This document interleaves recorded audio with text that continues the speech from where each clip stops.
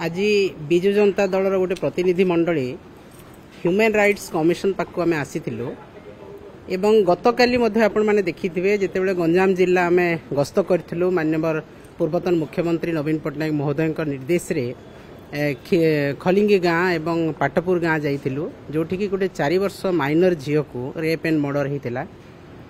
तो प्रत्येक दिन आपण मैंने देखुंट केवल गंजाम जिले में नुह सारा ओडिशा रे जो दिन ठू भारतीय जनता पार्टी सरकार है ये 10 मास भितर प्रत्येक दिन खबर कागजर शिरोनाम बाहरुछि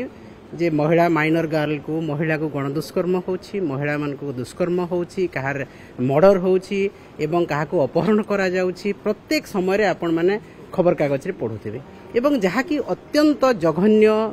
एवं अमानवीय संवेदनहीन खबर प्रकाशित होछि एवं केवल राजधानी रे नुह राजधानी रे नै कि कोरापुट भलिया दुर्गम अंचल में कांड सब घटुची जो कि आम देखा पाइलु जे महिला माने सबुठु बेसी असुरक्षित होती। कोठी माइनर गर्ल रेप होची, मर्डर होची, कोठी गैंग रेप होची, कोठी महिला को अत्याचार करा होची एवं महिला माने वर्तमान सुरक्षित नाहंती। ता सहित प्रत्येक दिन मर्डर होची, गोटे गोटे दिन रे 5-7टी जगार मर्डर होची, अटेम्प्ट मर्डर होची, कोठी राहजानी होची, चोरी होची, डकायती होची, गली गली रे मद बिक्री होची जहा कि अनकंट्रोल। तो यही सबू कथा जितेबाला महिला माने असुरक्षित, जितेबाला साधारण नागरिक असुरक्षित, जितेबाला यही समाज रे गुंडागर्दी दादागिरी दुष्कर्मकारी संख्या बढ़ी बढ़ी जाउछि। वर्तमान मानविकता बड़ी गोटे जिनस नाही, वर्तमान संवेदन भलिया गोटे वाक्य नाही, शब्द नाही आ समाज रे सही समय रे जेतेबाला व्यथित करुछि। आमे देखुछु छोट 4 वर्षर झील को मध्य रेप एंड मर्डर करा जाउछि। तेणु आज विजु जनता दलरू आमे प्रतिनिधि मंडली आसीथिलु ह्यूमन राइट्स कमिशन पाखकू जे आईन श्रृंखला संपूर्ण भाव में ओडिशार विपर्यस्त होईछि एवं प्रत्येक दिन जो माइनर गर्ल को रेप एंड मर्डर करा होछि, जो माने महिला मान को दुष्कर्म करा जाउछि तार पुंखानुपुंख तदंत करा जाउ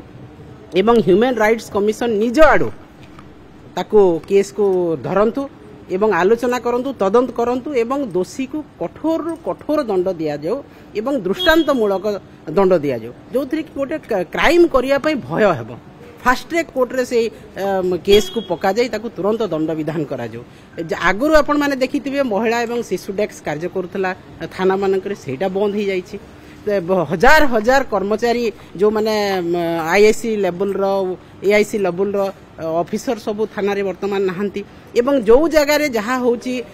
तुरंत पुलिस ताकू गिरफ मध्य करूनी एवं ता पछरे की अछि एई दुष्कर्म पछरे किंबा हत्या पछरे तार मध्य संपूर्ण भाव रे तंत्र करा जाउनी। सेति पे ओडिसा बासी आज मर्माहत, आज महिला माने असुरक्षित एवं सबु आडे आज त्राही त्राही डाकिलेनी। समाज रे जो गुंडागिरी बढ़ुची त्राही त्राही लोक घरे मध्य सुरक्षित नुहंती, महिला माने बाहरे जाइकी मेला जानी यात्रा रे महिला माने सुरक्षित नाहंती। तेणु आज आम सबू कथा को ओडिशार आईन श्रृंखला विपर्यस्त जो होईची ताकू नेकी आम ह्यूमन राइट्स कमिशन पाखु आइथिलु एवं तांको निवेदन करिछु से निज आडू तदंत भार नियंतु एवं ओडिशा रे जो आईन श्रृंखला परिस्थिति विपर्यस्त होईची ता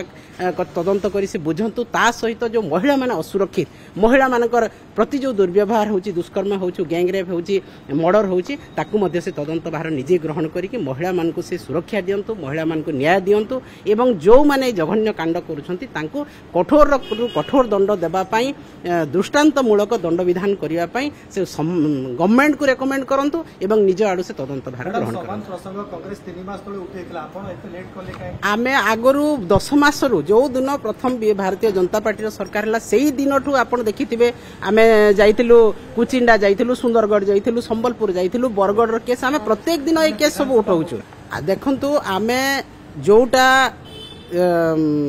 सब समस्त जोटा ठीक आमे प्रत्येक दिन से काम विजु जनता दल करिछि। माननीय नवीन पट्टनायक नेतृत्व में आज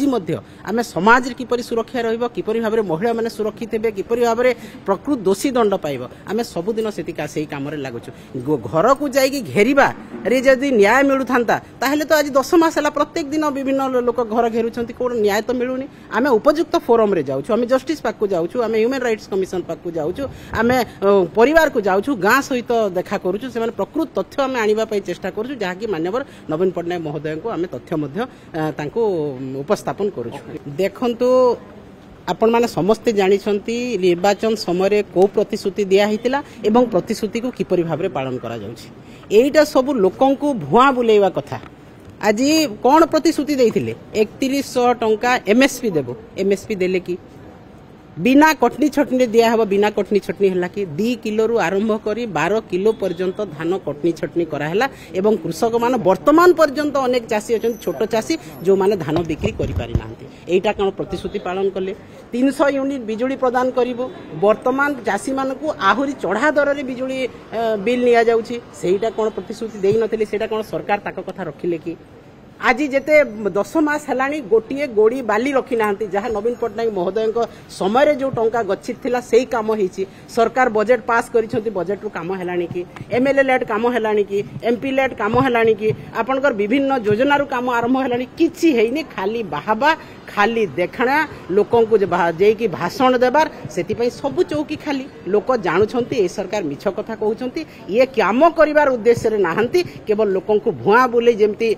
पूर्वरु भारतीय सरकार बीजेपी सरकार जेमती 10 वर्ष लोकन को भुआ बुलेइले वर्तमान डबल इंजिन सरकार अचल इंजिन रे परिणत हेइची एवं निश्चित भाबरे लोक तार जवाब देबे।